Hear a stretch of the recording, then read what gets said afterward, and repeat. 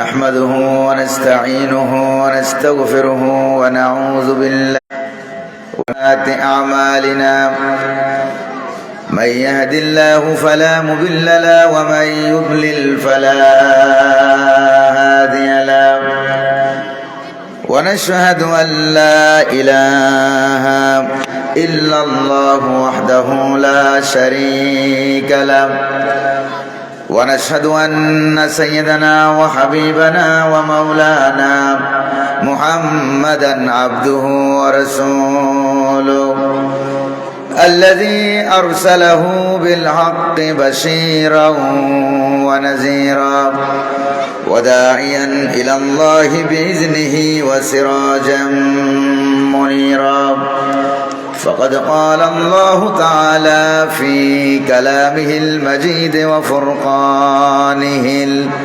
الحميد أعوذ بالله من الشيطان الرجيم بسم الله الرحمن الرحيم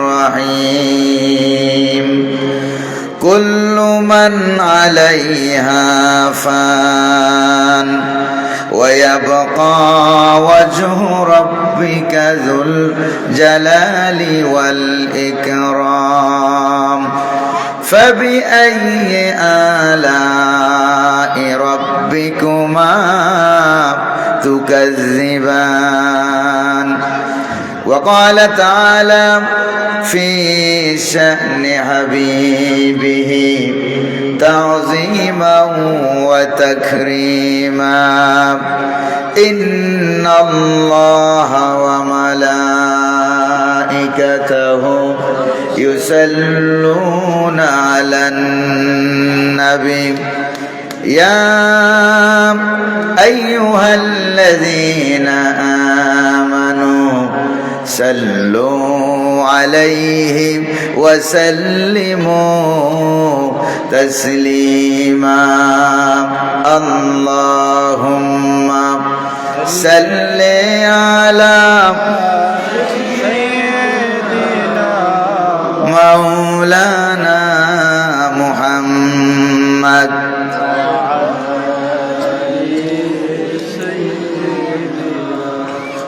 মাওলানা মহব্বতের সাথে প্রাণ খুলে হাবিবের শানে অন্তরের অন্তঃস্থল থেকে সকলে পড়ি আল্লাহুম্মা সাল্লি আলা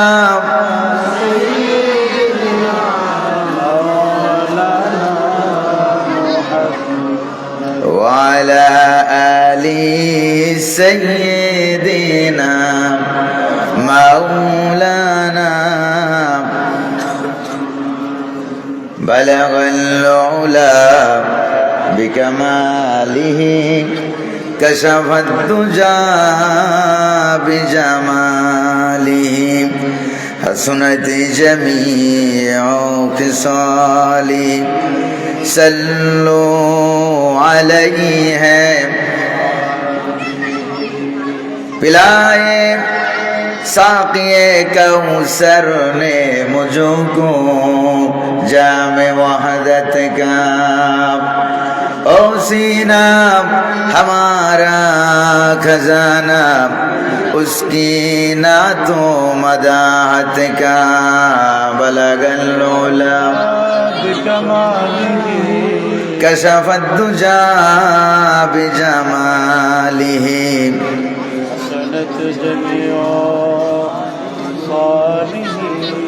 सल्लो अलैहि सुल्तान अरब फख्रे जहां साकिए कौसर सलार उमम खत्म रसूल शाफिए महशर बलगल उला كشف الدجى بجماله حسنت جميع خصاله सल्लु अलैहि वालिम अल्लाहुम्मा आमीन ربنا ظلمنا أنفسنا وإن لم تغفر لنا وترحمنا لنكونن من الخاسرين আল্লাহ তাআলা বাংলাদেশের সুনামধন্য জেলা, শিক্ষিত জ্ঞানীগুণী মানুষের জেলা, কুমিল্লা জেলার সদরের ইনসাফ গার্ডেন সিটির ভিতরে অবস্থিত তামিরুল উম্মাহ আলিম মাদ্রাসার উদ্যোগে আয়োজিত 12তম ঐতিহাসিক বার্ষিক তাফসীরুল কোরআন মাহফিলে কয়েকবার দুরূদুস সালাম পড়ে তোমার দরবারে হাত তুলেছি। মেহেরবানি করে দুরূদুস সালাম টুকুন সোনার মদিনায় নবী পাকের রওজা মুবারকে পৌঁছে দাও। তামাম পৃথিবীর মাটির নিচে যত মুমিন মুমিনাত শুয়ে আছেন সকলের আরোয়ার পরে সব পৌঁছে দাও রব্বুল আলামিন। এই মাহফিলের আয়োজন যারা করেছেন আর শোনার জন্য যারা এসেছেন, কিয়ামতের দিন মুসিবতের সময় এই মাহফিল আমাদের সকলের জন্য নাজাতের উসিলা বানায়া দাও। আল্লাহ তাআলা বাংলাদেশের এবং গোটা বিশ্বের তাফসীরুল কোরআন মাহফিলের রূপকার যিনি ছিলেন শহীদে কোরআন, শহীদে ইসলাম, শহীদ আল্লামা দেলোয়ার হোসেন সাইদি রাহিমাহুল্লাহ হুজুরের কবরে সওয়াব পৌঁছে দাও ইয়া রব। करम तू अगर करे ओ बात दे जवा को जो दिल पर असर करे। रब्बना तक़ब्बल मिन्ना इन्नका अंतस समीउल अलीम व तुब अलैना इन्नका अंतत तव्वाबुर रहीम। सुब्हान रब्बिका रब्बिल इज्जति अम्मा यसिफून व सलामुन अलल मुरसलीन वल्हम्दुलिल्लाहि रब्बिल आलमीन। সদরে জলসা সম্মানিত সভাপতি, তামিরুল উম্মাহ আলিম মাদ্রাসার উদ্যোগে আয়োজিত কুমিল্লা শহরের প্রাণ কেন্দ্রে অবস্থিত আজকের এই ঐতিহাসিক 12তম তাফসীরুল কোরআন মাহফিলের সভাপতিত্বের দায়িত্বে যিনি রয়েছেন বিশিষ্ট ইসলামী চিন্তাবিদ, লেখক, গবেষক, আলেম দ্বীন, তামিরুল মিল্লাত কামিল মাদ্রাসা টঙ্গীর সম্মানিত অধ্যক্ষ মুদির হযরতুল আল্লাম মাওলানা ডক্টর হিফজুর রহমান সাহেব দামাত বারকাতুহুল আলিয়া, আজকের মাহফিলের সম্মানিত প্রধান মুফাসসির কোরআন, খ্যাতি সম্পন্ন ব্যক্তিত্ব, সুদূর সিলেট থেকে আগত আলেম দ্বীন হযরত মাওলানা অধ্যাপক ডক্টর মোহাম্মদ ফয়জুল হক সাহেব বারাকাল্লাহু ফি হায়াতি। আজকের মাহফিলের যিনি আলোচনা পেশ করেছেন কিছুক্ষণ আগে, বাংলাদেশ মাদ্রাসা শিক্ষা বোর্ডের সম্মানিত পরিদর্শক, এর আগে বয়ান পেশ করেছেন, আলোচনা পেশ করেছেন বন্ধুবর আলেম দ্বীন মুফাসসির কোরআন হযরতুল আল্লাহ মুফতি দেলোয়ার হোসেন হামিদি সাহেব। আমার ডান পাশে উপস্থিত রয়েছেন বন্ধুবর আলেম দ্বীন মাওলানা মুফতি উমর ফারুক হেলালি সাহেব, অত্র মাদ্রাসার সম্মানিত অধ্যক্ষ মুফাসসির কোরআন, আলেম দ্বীন, মানুষ তৈরির কারিগর, অত্র মাদ্রাসার সম্মানিত প্রিন্সিপাল হযরত মাওলানা মোহাম্মদ রাশিদুল হক সাহেব সহ মঞ্চে উপবিষ্ট মেহমানবৃন্দ, বিশেষ অতিথিবৃন্দ, অত্র প্রতিষ্ঠানের শিক্ষক শিক্ষিকাবৃন্দ, আসাতিজে কেরাম, ছাত্রছাত্রীবৃন্দ, আমার সামনে উপস্থিত কোরআন প্রেমিক ইসলাম প্রিয় ভাইরা, পর্দার আড়ালের মা এবং বোনেরা, আজকের মাহফিলের বিভিন্ন দায়িত্ব কাজে নিয়োজিত স্বেচ্ছাসেবক কর্মী ভাইরা, আমার একান্ত কলিজার আত্মীয় যুব সমাজ, কুমিল্লার গৌরব যুবক ভাইরা, প্রিয় মিডিয়া কর্মী ভাইরা, প্রিয় সাংবাদিক বন্ধুগণ, প্রিয় মাইক অপারেটর ভাইরা সহ সকলের প্রতি আমার আন্তরিক সালাম। আসসালামু আলাইকুম ওয়া রাহমাতুল্লাহি ওয়া বারাকাতুহু। ওয়ালাইকুম আসসালাম ওয়া রাহমাতুল্লাহ। এতগুলো মানুষ সালামের জবাব যা দিলেন, এতে করে মনে হয় এই এলাকায় রমজান মাস শুরু হয়ে গেছে। সেহরিও খান নাই, ইফতারের দাওয়াতও পান নাই, শরীরে শক্তি আসে নাই, সালামের জবাবটা শক্তি সহকারে দিতে পারেন নাই। শক্তি আছে নাকি নাই? এটা প্রমাণ করার জন্য টেস্ট করার জন্য আমি আবারও সালাম দিচ্ছি। আসসালামু আলাইকুম ওয়া রাহমাতুল্লাহ। আজকের মাহফিলে যিনি আমাদেরকে আসার তৌফিক দিলেন তিনি কে? বসার তৌফিক দিলেন তিনি কে? পরিবেশকে মনোমুগ্ধকর সুন্দর করে দিলেন। না শীত না গরম, শীতের চাবি কমাইয়া নাতিশীতোষ্ণ এয়ার কন্ডিশন যিনি বানাইয়া দিলেন তিনি কে? আল্লাহ পাকের দরবারে আপনারা বলেন তো শুকরিয়া আদায় করা দরকার আছে নাকি নাই? কায়মানবাক্যে বীর বিক্রমে সিংহ গর্জনে পুরুষোচিত কণ্ঠে পুরুষের মতো আওয়াজ করে আল্লাহ পাকের দেওয়া জবান দিয়ে তারই শেখানো ভাষায় আমরা শুকরিয়া জ্ঞাপন করছি। অন্তরের গভীর কুন্দর থেকে সমস্বরে জোরে সোরে পড়ছি আলহামদুলিল্লাহ। রব্বানা লাকাল হামদ হামদান কাসীরান তাইয়িবান মুবারাকান ফি। শুকরিয়া আদায় করলাম কার? প্রশংসা করলাম কার? তৌফিক দিলেন কে? দুরূদ শরীফ পড়লাম কার? দুরূদ শরীফ বলে আল্লাহ।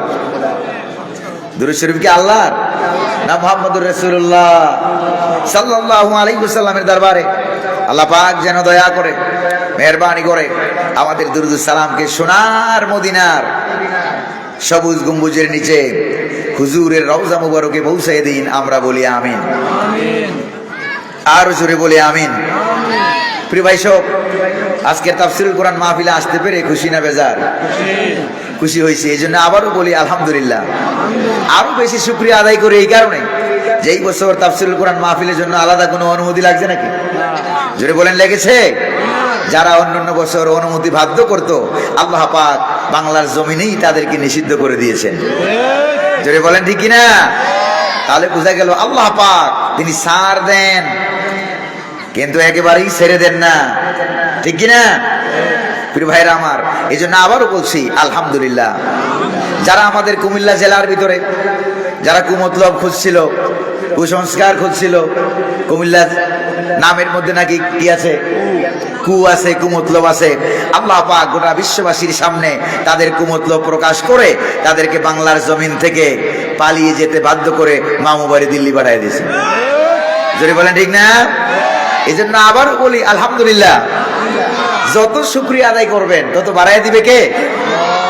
আল্লাহ রাব্বুল আলামিন বলেন লাইন শাকারতুম লাযীদান্নাকুম ওয়া লাইন কাফারতুম ইন্না আযাবি লাশাদীদ। সুবহানাল্লাহ বলতে পারলেন না? আল্লাহ পাক বলেন শুকরিয়া আদায় করবা, নিয়ামত আরো বেশি বাড়ায় দেব। আর শুকরিয়া আদায় করবা না, ক্ষমতা পাওয়ার চেয়ার পাওয়ার পরেও 17-18 বছর পরেও ক্ষমতা ধরে রাখতে পারবা না। কারণ ক্ষমতার চেয়ারের মালিক কে? জোরে বলেন না, মালিক কে? আল্লাহ সুবহানাহু ওয়া তাআলা। তিনি ক্ষমতা দেন, ক্ষমতা দিয়ে তিনি টেস্ট করেন, তিনি যাচাই করেন। কেমনে যাচাই করেন? আল্লাহ রাব্বুল আলামিন বলেন আমি ক্ষমতা দেই, আমি পাওয়ার দেই, চেয়ারের মালিক বানিয়ে দেই। এরপরে রব্বুল আলামিন বলেন এরপরে আমি কি করি? লিনানজুরাকুম কাইফা তা'মালুন। এরপরে দেখি গোটা দেশের সাথে, জাতির সাথে, মানুষের সাথে ব্যবহারটা কিরকম করো। ব্যবহার ভালো হইলে ক্ষমতায় রেখে দেই, ভালো না হইলে এক থাপ্পড় দিয়া দিল্লি পাঠাইয়া দে। ঠিক না ভাই? ভাইরা আমার, আজকে তাফসীরুল কোরআন মাহফিলে আমরা সরাসরি আল্লাহ পাকের কোরআন থেকে আলোচনা শুনবো। রাজি আছেন নাকি নাই? রাজি আছেন নাকি নাই? দেখি কারা কারা রাজি নাই তারা হাত তুলে দেখান। কয়েকজন হাত তুলছে। রাজি নাই না বুঝে নাই? ভালোবাসা অনেক বেশি, ঠিক কিনা? আল্লাহ পাক কিন্তু হাতেরটা নেন না, আল্লাহ পাক কলিজারটা নেন। সুবহানাল্লাহ বলেন। কোনটা কোনটা? বর্তমানে আপনারা জানেন না, অনেকে জান বাঁচাবার জন্য ঠোঁট মিলায়, অনেক দলের সাথে ঠোঁট মিলায়, ঠিক কিনা? কিন্তু জায়গা মতো যখন যাবে অন্ধকার জায়গায়, জায়গা মতো সিল মারি দিবে, ঠিক কিনা? এরকম লোক আছে নাকি নাই?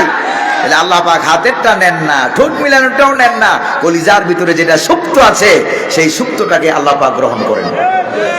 যেরকম আল্লাহু আকবার। প্রিয় ভাইরা আমার, আমরা এই কোরআনুল কারীম থেকে কিছু আলোচনা শুনবো, কথা শুনবো। তবে আমি কোরআন কারীম থেকে তাফসীর করার যোগ্য কোনো আলেম আমি নই। আমি হচ্ছে একজন অযোগ্য অসুস্থ গোলাম। আল্লাহ পাক যেন দয়া করে মেহেরবানি করে তার এই অযোগ্য গোলামটারে যোগ্য বানায় দেন। আর একটু জোরে বলি না আমিন। ঢোলের আওয়াজ, ঢোল চিনেন তো আপনারা? অনেক দূরের থেকে শোনা যায়, মনে হয় যেন তার ভিতরে কি না কি যন্ত্র লুকায়িত আছে, নাহলে এত বড় আওয়াজ হয় কোত্থেকে। কিন্তু কাছে গিয়ে যখন পর্দাটা ছেড়বেন তখন দেখবেন আসলে বাইর দিয়া ফিটফাট, ভিতরে একবারে খালি। জোরে বলেন ঠিক না? ভিতরে একবারে খালি। এরকম ঢোল মার্কা এক মৌলবী আমি। আপনারা যদি দোয়া করেন আর আল্লাহ যদি দয়া করেন, তাহলে আমরা কিছু কথা আপনাদের সামনে উপস্থাপন করব। আল্লাহ যেন তৌফিক দেন, বলি আমিন। ওমা তৌফিকি ইল্লা বিল্লাহ। পড়েন সকলে আমার সাথে। আউযু বিল্লাহি মিনাশ শাইতানির রাজিম। বিসমিল্লাহির রাহমানির রাহিম। কুল্লু মান আলাইহা ফান ওয়া ইয়াবকা ওয়াজহু রাব্বিকা যুল জালালি ওয়াল ইকরাম। ফাবিআইয়ি আলাই রাব্বিকুমা তুকাজ্জিবান। সাদাকাল্লাহুল আযীম। মহাগ্রন্থ পবিত্র কোরআনুল কারীমের 55 নম্বর সূরা, নাম হলো, বলেন তো কি বুদ্ধি করে, এই সূরাটার নাম কি? আর একটু জোরে বলেন। সূরা আর রহমান। আয়াত সংখ্যা হইল 78, রুকুর সংখ্যা হইল 3। নবী করিম সাল্লাল্লাহু আলাইহি সাল্লামের কাছে মক্কা থেকে হিজরত করে মদিনায় যাওয়ার পর এই সূরাটা নাজিল হওয়ার কারণে উলুমুল কোরআন, কোরআনিক সায়েন্স, তাফসীরুল কোরআন, এর উসুলুত তাফসীর, এর পরিভাষায় মুফাসসিরিনে কেরাম এই সূরাটাকে মাদানী সূরার অন্তর্ভুক্ত হিসাবে গণনা করেছেন। প্রিয় ভাইরা আমার, এই সূরার প্রথম আয়াত হলো আর রহমান। বলেন তো প্রথম আয়াতের নাম কি? এই প্রথম আয়াত থেকে এই সূরার নামকরণ করা হয়েছে সূরা আর রহমান। যে আয়াতের, যে আর রহমান নামের কারণে আল্লাহ পাক যারা আল্লাহ পাকের বিরোধিতা করে তাদেরকেও খাবার দাবার দেয়, সুযোগ দেয়। যারা আল্লাহ পাকের পক্ষ অবলম্বন করে তাদেরকেও আল্লাহ পাক খাবার দেয়। যদি বলেন ঠিক না? এই রহমান নামের উসিলায় আল্লাহ পাক কাফের, বেদিন, ইহুদি, মুশরিক যারা আছে দুনিয়াতে তাদেরকেও যিনি খাবার দেন তিনি কে? জোরে বলেন না, তিনি কে? এই পৃথিবী, আকাশ, জমিন যা কিছু আমরা দেখি আর দেখি না, সবগুলোর মালিক কে? ফল ফসলের মালিক কে? আল্লাহ পাক। এই জন্য কবি নজরুল কত সুন্দর করে বলেছিলেন, এই সুন্দর ফুল সুন্দর ফল মিঠা নদীর পানি, খুদা তোমারি মেহেরবানি, খুদা তোমারি মেহেরবানি। ঠিক কিনা? পড়েন, এই সুন্দর ফুল সুন্দর ফল মিঠা নদীর পানি, খুদা তোমারি মেহেরবানি, খুদা তোমার মেহেরবানি। কার কার দয়া, কার মায়া? আল্লাহ পাকের দয়া, মায়া, মমতার কোনো অভাব নাই। যেখানে দেখবেন সেখানে আল্লাহ পাকের রহমত ছড়িয়ে ছিটিয়ে আছে। সুবহানাল্লাহ। প্রিয় ভাইরা আমার, যেখান থেকে আমি আপনাদের সামনে আয়াত তেলাওয়াত করেছি সূরা আর রহমানের 26, 27 এবং 28 নম্বর আয়াত, তিনটা আয়াত আপনাদের সামনে তেলাওয়াত করেছি। রব্বুল আলামিন বলেন, এই পৃথিবীতে যা কিছু আছে সব ধ্বংস হয়ে যাবে। কি হয়ে যাবে? যা কিছু আছে পৃথিবীতে সব ধ্বংস হয়ে যাবে।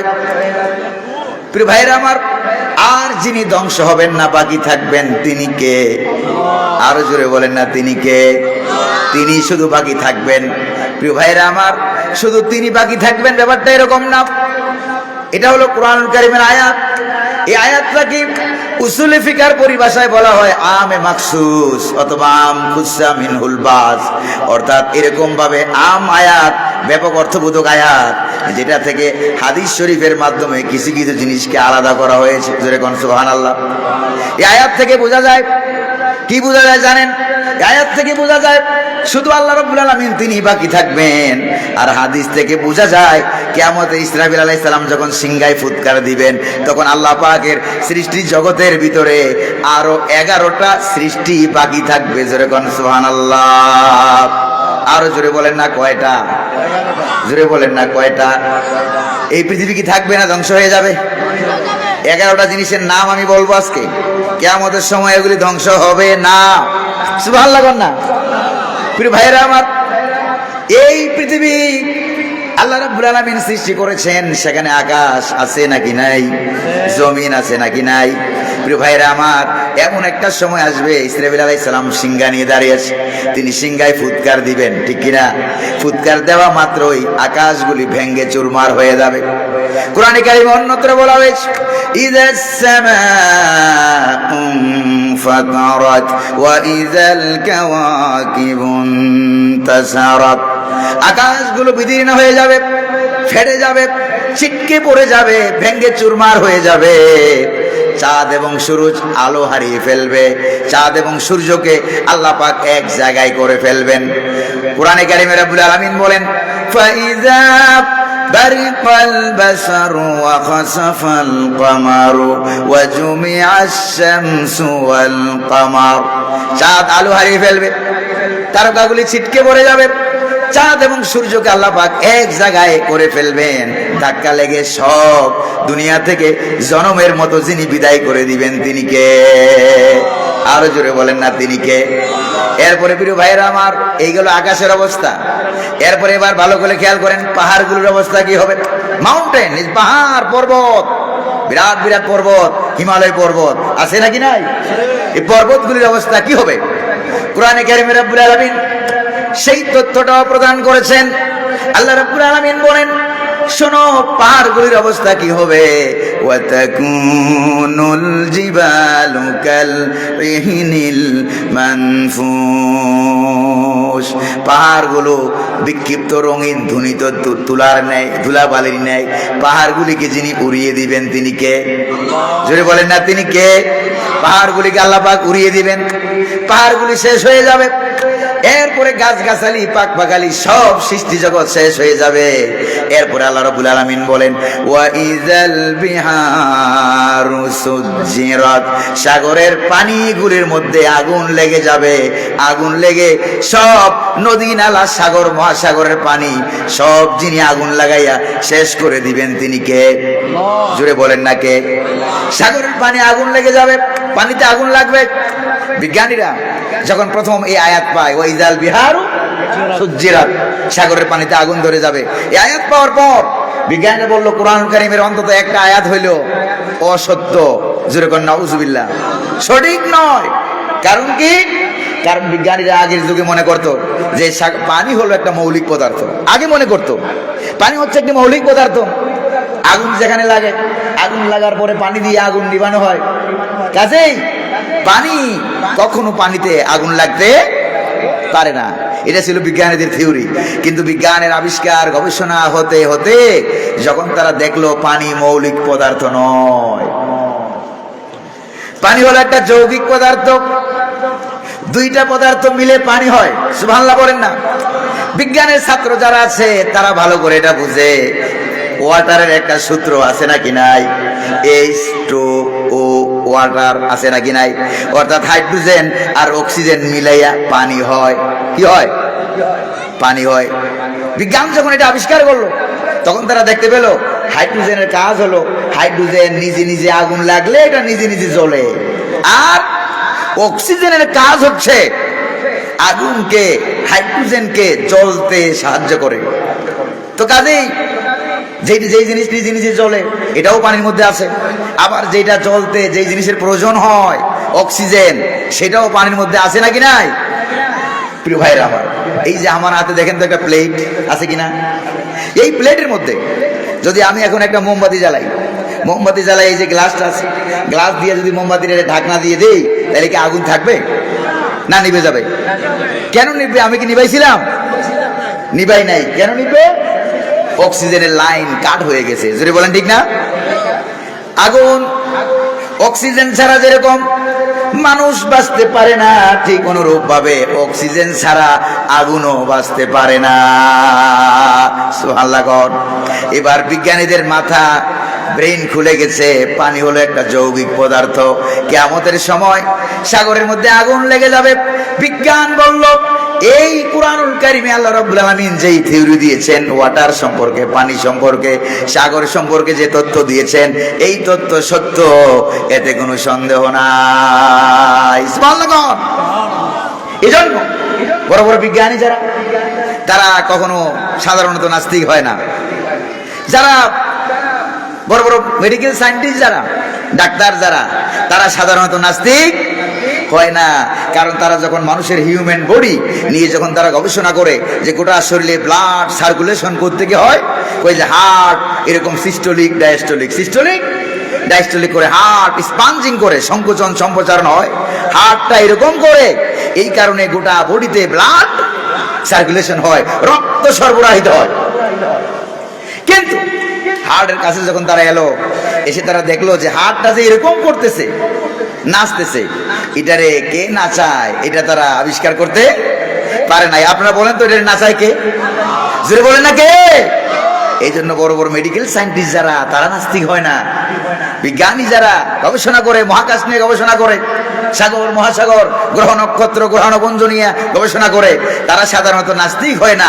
নাস্তিক সাধারণত হয় সাহিত্যিকেরা আর দার্শনিকেরা। সেরকম ঠিক কিনা প্রিয় ভাইরা আমার? এরপরে সাগরের পানিতে আগুন লেগে যাবে। সাগরের সব পানি যখন শেষ হয়ে যাবে, তখন তো আর সাগর থাকবে না। জোরে বলেন থাকবে নাকি? এরপরে আল্লাহ রাব্বুল আলামিন দুনিয়াকে ডাক দিয়ে বলবেন, প্রিয় ভাইরা, সব যখন শেষ হয়ে যাবে, যিনি থাকবেন তিনি কে? জোরে বলেন না কে? আল্লাহ রাব্বুল আলামিন থাকবেন। অন্য আয়াতে রাব্বুল আলামিন বলেন, কুল্লু শাইইন হালিকুন ইল্লা ওয়াজহা, কেবলমাত্র তোমার রব মহিয়ান গরিয়ান আল্লাহ, তিনিই থাকবেন, আর সব কিছু ধ্বংস হয়ে যাবে, সব কিছু ধ্বংস হয়ে যাবে। প্রিয় ভাইরা আমার, এরপরে আল্লাহ রাব্বুল আলামিন তিনি দুনিয়াকে ডাক দিয়ে বলবেন, ইয়া দুনিয়া, ও দুনিয়া, আইনা আসজারু, তোর গাছগুলি কোথায়, যেগুলি দিয়ে তোর বুক সজ্জিত ছিল, সবুজ শ্যামল ছিল। ইয়া দুনিয়া, তোমার গাছগুলি কোথায়? আইনাল জিবাল, তোমার পাহাড় পর্বতগুলি কোথায়? আইনা আনহারু, ও দুনিয়া, তোমার সাগর মহাসাগর পানি যা ছিল এগুলি কোথায়? আছে না শেষ হয়ে গেছে? সব শেষ হয়ে গেছে।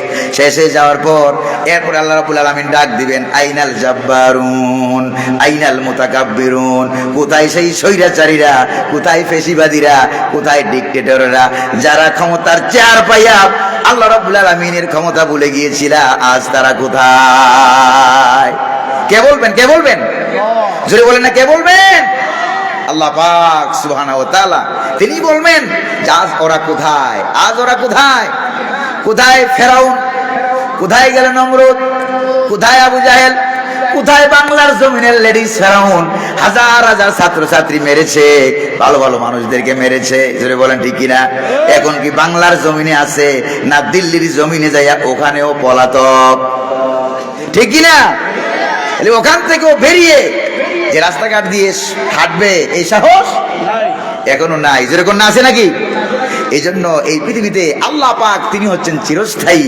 আর ক্ষমতার মোহে যারা পাগল হয়ে যায়, ফেরাউন, নমরুদ, আবু জাহেল, আবু লাহাব, কারুন, এরা কি চিরস্থায়ী না ক্ষণস্থায়ী? এরা হলো ক্ষণস্থায়ী। এজন্য এই দুনিয়াতে মানুষের ক্ষমতা কখনো স্থায়ী হয় না। পৃথিবীতে কেউ স্থায়ী হয় না, হয় হয়, পৃথিবীতে কেউ স্থায়ী হয় না, হোক না সে নমরুদ কিবা ফেরাউন, কেউ ভবে চিরকাল রয় না, কেউ ভবে চিরকাল রয় না। ফেরাউন শেষ তক ছিল না, মৃত্যু তাকেও ছেড়ে দিল না। ঠিক কিনা? ফেরাউন শেষ তক ছিল না, মৃত্যু তাকেও ছেড়ে দিল না, রেখে গেল সব তার স্মৃতিচিহ্ন, রেখে গেল সব তার স্মৃতিচিহ্ন। কেউ যেন ফেরাউন হয় না, ঠিক কিনা? কেউ যেন ফেরাউন হয় না। যারাই ফেরাউন হওয়ার চেষ্টা করবে আল্লাহ তাদেরকে দুনিয়া থেকে শেষ করে দেন। এরপর আল্লাহ পাক ডাক দিয়ে বলবেন, কোথায় সরে যারা, কোথায় ডিক্টেটররা? এরপর রব্বুল আলামিন বলবেন, লিমানিল মুলকুল ইয়াউম, আজকের রাজত্ব কার? আজকের রাজত্ব কার? কে বলবেন? কেউ যখন জবাব দেওয়ার মতো থাকবে না, এরপর রব্বুল আলামিন নিজেই নিজের জবাব দিবেন, নিজেই এরপরে বলবেন, লিল্লাহিল ওয়াহিদিল কাহ্হার, মহাপরাক্রমশালী আল্লাহ, তারই রাজত্ব, তিনি ছাড়া কেউ নাই। আল্লাহু আকবার বলেন, আরো জোরে বলেন না আল্লাহু আকবার।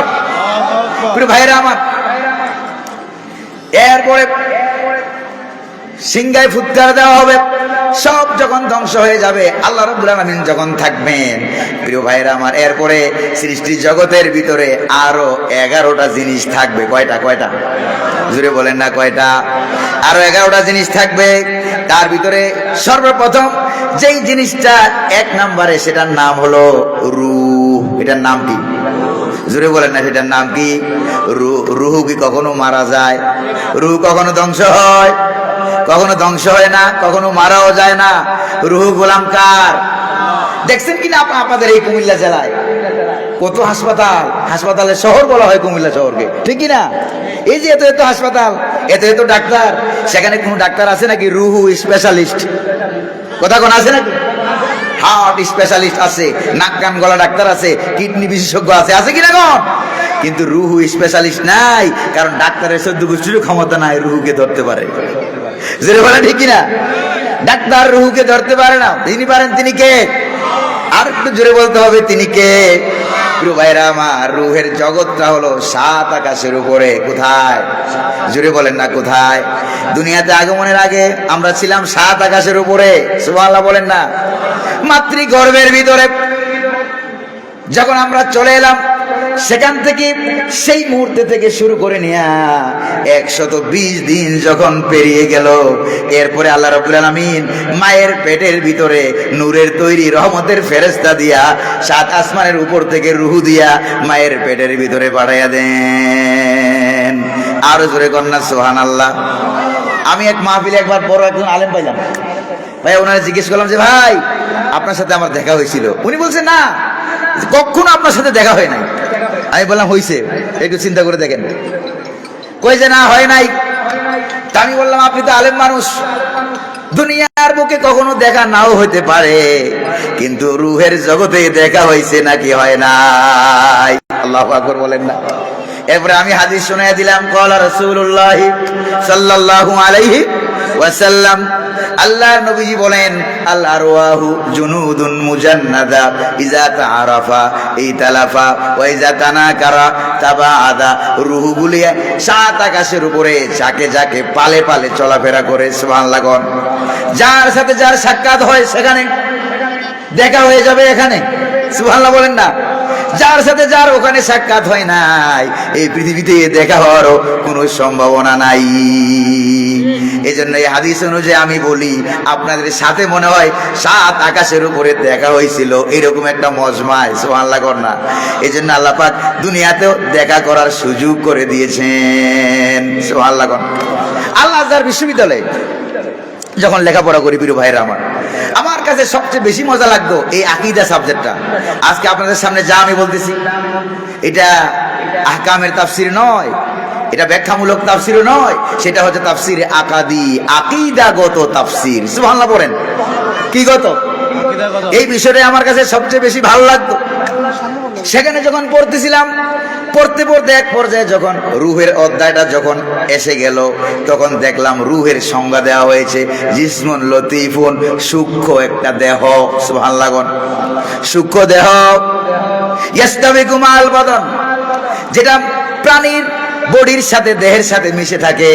কামা ইয়াস্তাবিকুল মাউ ফিল ওয়ারাক, যেরকম ভাবে সবুজ পাতার সাথে পানি মিশে থাকে। সুবহানাল্লাহ না, এরকম সূক্ষ্ম একটা দেহ। সুবহানাল্লাহ। কিন্তু এটা কারু টেস্টে, বিজ্ঞানীর গবেষণায় ধরা পড়ে এই রুহু নিয়ে বিজ্ঞানীরা বড় বিপদে আছে। এটাকে আবিষ্কারও করতে পারে না, আবার অস্বীকারও করতে পারে না। যদি আপনাদের কুমিল্লার বিজ্ঞানীরা, ডাক্তাররা সব একসাথে হইয়া যদি বলে যে আমরা রুহু মানি না, তো আপনারা আমার মতো সাধারণ মানুষ যারা আছে তারা যে বলবে, এই মিয়া ডাক্তার, গবেষণা বন্ধ করো, এই মানুষটা মরা, একটু আগে মারা গেছে, এই মানুষটা জিন্দা, কথা বলে, খাবার খায়, হাঁটাচলা করে। যদি রুহু না মানো তাহলে তোমার কাছে প্রশ্ন, এই মরা মানুষ আর জিন্দা মানুষের মধ্যে পার্থক্যটা কি বলো? বিজ্ঞানের চোদ্দ গোষ্ঠী পারবে জবাব দিতে? যদি বলেন পারবে। এই জন্য রুহু এমন এক জিনিস, এটা আবিষ্কারও করতে পারে না, আবার অস্বীকার করতে। জার্মানির মিউনিখ বিশ্ববিদ্যালয়ে একবার বড় বড় মেডিকেল সায়েন্টিস্টরা বলছিল যে মুসলমানরা যেটাকে রুহু বলে, আজকে আমরা একটু চেষ্টা করে দেখি ওইটা ধরতে পারি কিনা, এটারে ধরতে পারি কিনা। তখন তারা একটা মুমূর্ষু রোগী মৃত্যু সজ্জায় শায়িত, কিছুক্ষণ পরে মারা যাবে, তাকে নিয়ে একটা ওজন করে মাপ দিল। সাপোজ ধরে নেন 90 কেজি। কত কেজি? 90 কেজি। এরপরে কাচের বক্সের ভিতরে ঢুকানো হলো। ঢুকাইয়া কিছুক্ষণ পরে যখন লোকটা গেল মরিয়া, এরপরে তাকে আবার বক্স থেকে বের করে তাকে আবার ওজন দেওয়া হলো। এবার ওজন দিয়ে দেখে আগে ছিল 90, এখন হয়েছে 85। কত? 85। তার মানে 5 কেজি কমে গেছে। এবার তারা খুব খুশি। ও বুঝছি এতক্ষণে। কি বুঝছো? তো মুসলমানরা যেটা রুহু বলে, সেটা 5 কেজি ওজনের একটা বাতাস, মানুষটা মারা যাওয়ার সঙ্গে সঙ্গে এটা চলে গেছে। আর একজন বিজ্ঞানী দৌড়ে এলেন, এসে বলেন, মিয়া, বিজ্ঞানের কোন সত্যতা একবার টেস্ট করলে প্রমাণিত হয় না, বারবার টেস্ট করা লাগে, আরেকটা টেস্ট করো, দেখি সত্য হয় কিনা। আরেকটা মুমূর্ষু রোগীকে নিয়ে আসা হলো। আইয়া পাল্লা দিয়ে মাইপা দেখলো, মনে করেন 80 কেজি। কত কেজি? 80 কেজি ওজন। এরপরে তাকে কাচের বক্সে ঢুকানো হলো। কিছুক্ষণ পর যখন লোকটা মারা গেল, এরপরে লোকটাকে আবার বের করে এবার মাপ দেওয়া হলো। আগে ছিল 80, এবার হয়েছে 85। এবার ডাক্তাররা, বিজ্ঞানীরা বলতেছে, এই রুহু নিয়ে গবেষণা করে খামোখা মাথার তার তুর নষ্ট করে লাভ নাই, তার তুর ছিঁড়া কোনো লাভ নাই। রুহু গোলাম কার? এটা আল্লাহ পাকের কুদরত, ধরার মতো ক্ষমতা দুনিয়ার কোন মানুষের। সুবহানাল্লাহ। আল্লাহর কুদরত বোঝার ক্ষমতা কারো নাই। এজন্য বাংলার কবি আব্দুল আলিম কি সুন্দর করে বলতেন, আল্লাহু আল্লাহু তুমি জাল্লে জালালো, শেষ করা তো যায় না গেয়ে তোমার গুণগান। আল্লাহু আল্লাহু তুমি জাল্লে জালালো, শেষ করা তো যায় না গেয়ে তোমার গুণগান। তুমি কাদের ও গাফফার, তুমি জলিল ও জব্বার। ঠিক না? তুমি কাদের ও গাফফার, তুমি জলিল ও জব্বার। অনন্ত অসীম তুমি রহিম রহমান, শেষ করা তো যায় না গেয়ে তোমার গুণগান। ঠিক কিনা? আল্লাহর কুদরত ধরা বুঝার ক্ষমতা কারো আছে? যদি বলেন আছে নাকি? দেখেন না বাংলার জমিনে আল্লাহর কুদরত কিভাবে দেখাইলেন। আগেই করেন আল্লাহু আকবার। ওই যে বদরের যুদ্ধের দিন আবু জাহেলকে মারলো ছোট ছোট 2টা বাচ্চা। কে?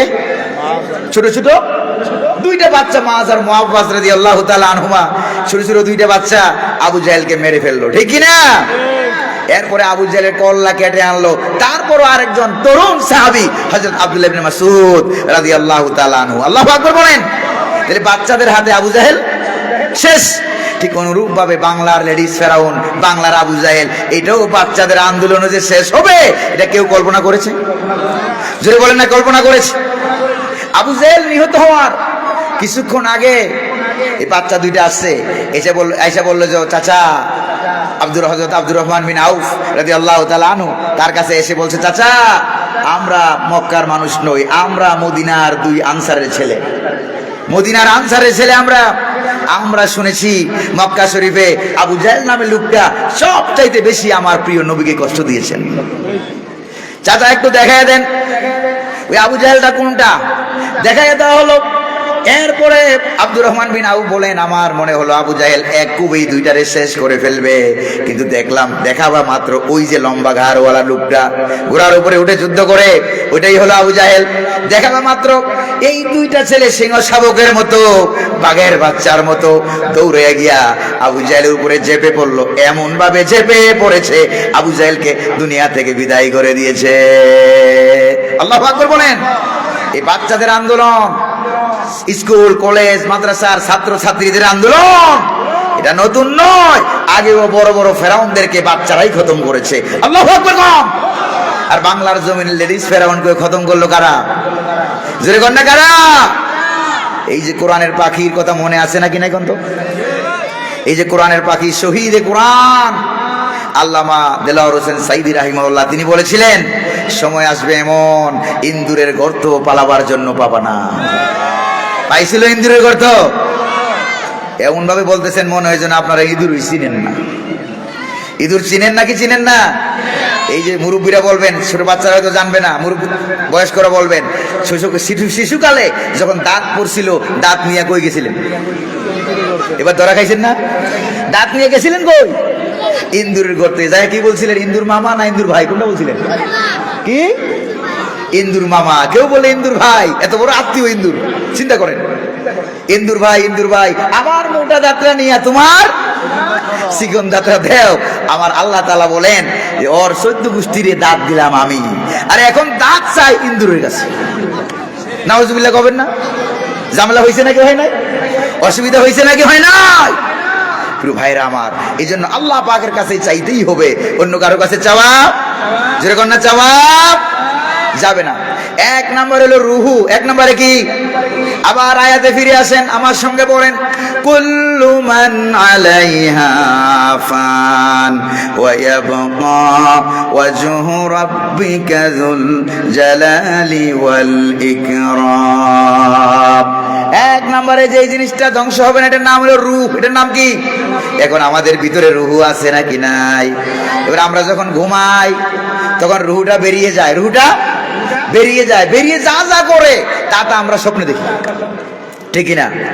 স্বপ্ন দেখেন না আপনারা সবাই? আমিও স্বপ্ন দেখি। স্বপ্নের ভিতরে কত কিলাকিলি করছি, কত মারামারি, কত গুতাগুতি, ঠিক কিনা? কন এই যে স্বপ্নের ভিতরে কিলাকিলি মারামারি গুতাগুতি আছে নাকি নাই? এরপরে স্বপ্নের ভিতরে ফুটবল খেলাইতে গিয়া কিক মাইরা, একটা কিক মারলাম 100-150 হাত দূরে গিয়ে বল বললো, যেরকম ঠিক না? এবার স্বপ্ন তো আমরা দেখি। এবার আপনাদেরকে প্রশ্ন করি, কারণ কুমিল্লার মানুষের বুদ্ধি অনেক বেশি। কুমিল্লার পোলা 80 টাকা তোলা, ঠিক না? এর বুদ্ধি অনেক বেশি। স্বপ্নটা দেখলাম কি দিয়া? জবাব দেন, কুমিল্লার বুদ্ধিমান লোকেরা জবাব দেন। স্বপ্ন দেখলাম কি দিয়া? কয় চোখ দিয়া। তো এই চোখ তো বন্ধ, চোখ তো ঘুমায়। দেখলাম কি দিয়া? তাহলে বোঝা গেল এই চোখ চোখ না আরো চোখ। স্বপ্নের ভিতরে এই ঠ্যাং দিয়া যদি বল কিক মারতাম এইটা দিয়া, তাইলে কি বিছানায় আরো যারা ঘুমিয়ে আছে ওরা কি বিছানায় থাকতো? যেরকম না থাকতো না। এক কিকের লোকে কমপক্ষে 12 হাত দূরে গিয়ে দেয়ালে ধাক্কা লাগতো, ঠিক না? তাহলে বোঝা গেল এই হাত হাত না আরো হাত, এই পা পা না আরো পা, এই চোখ চোখ না আরো চোখ আছে নাকি নাই? প্রিয় ভাইয়েরা আমার, এবার বিজ্ঞানীরা এই ড্রিম, এই স্বপ্ন নিয়ে বিজ্ঞানীরা বড় বিপদে আছে। কারণ বিজ্ঞান এই স্বপ্ন সম্পর্কে কোনো তথ্য এখনো আমাদেরকে দিতে পারে, যেরকম না পারছে, আবার অস্বীকারও করতে পারে না। কারণ বিজ্ঞানী যে হেতে নিজেও স্বপ্ন দেখে, ঠিক কিনা? এই জন্য অস্বীকার করার কোনো সুযোগ। জন্ম অন্ধ মানুষ দেখছেন জীবনে কখনো? ওরা ডাকবেন, সালাম দিবেন, চকলেট দিবেন, যে জিজ্ঞেস করুন যে ভাই তুমি তো জন্ম থেকেই অন্ধ? বলছে হ্যাঁ। তো জন্ম থেকেই যদি অন্ধ হও, আচ্ছা সত্যি করে বলো তুমি স্বপ্ন দেখো কিনা?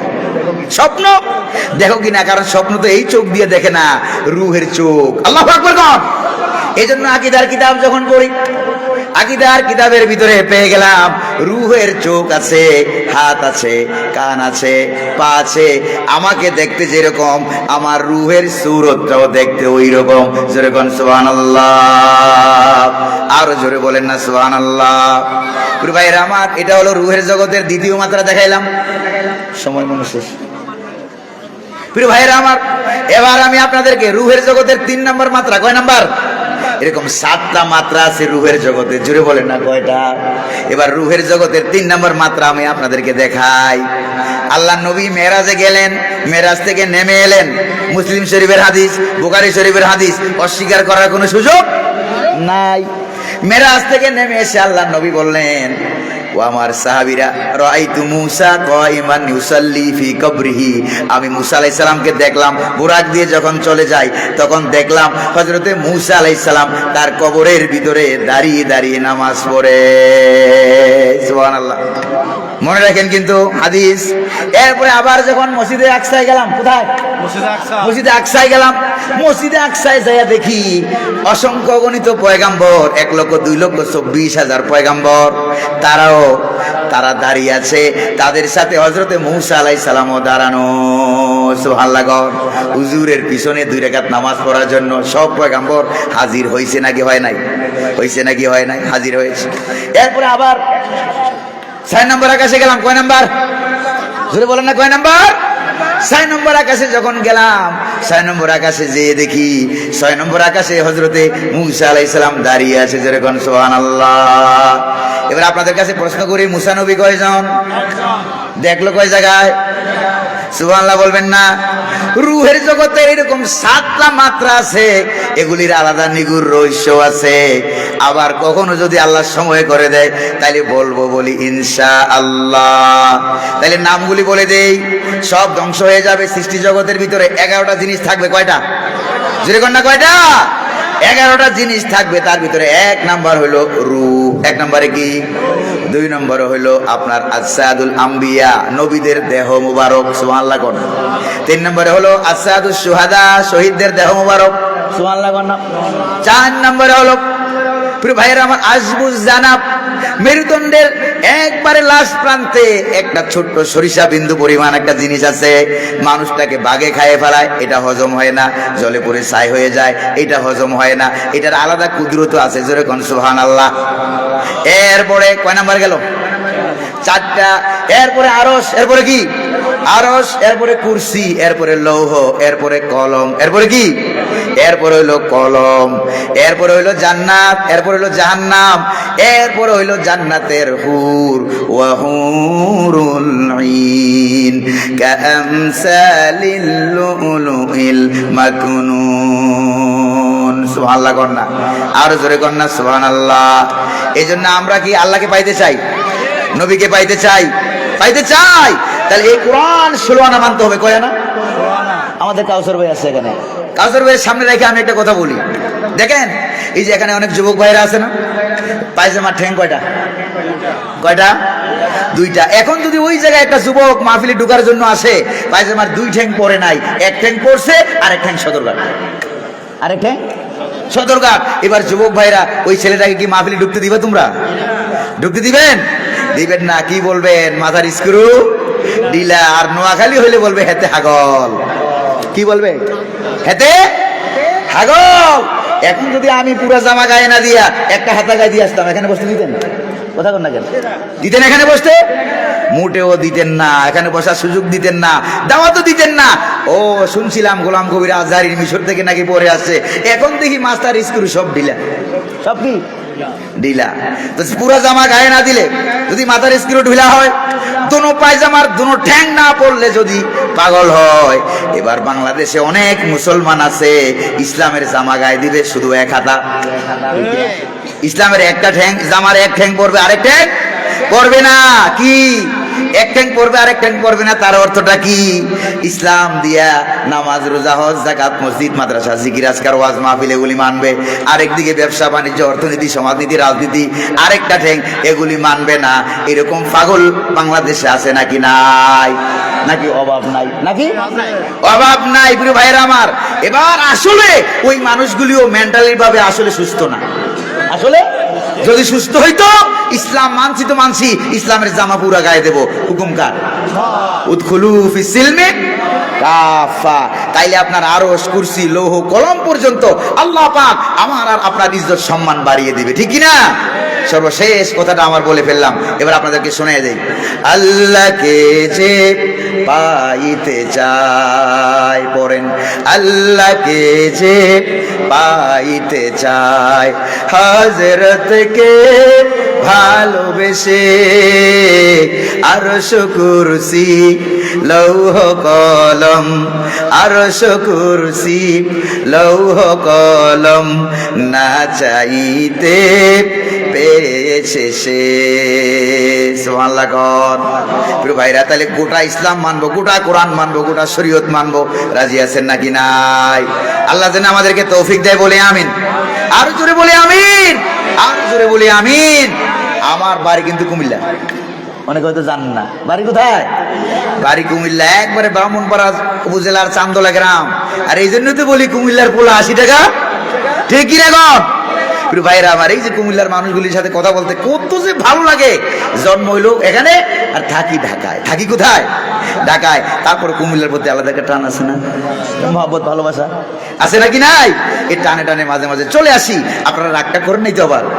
আল্লাহ পাক যেন তার এই নগণ্য গোলামকে কোরআন কারীমের খাদেম হিসাবে মঞ্জুর করে, বলি আমিন। আরো জোরে বলি আমিন, আরো জোরে বলি আমিন। ওয়া আখিরু দাওয়ানা।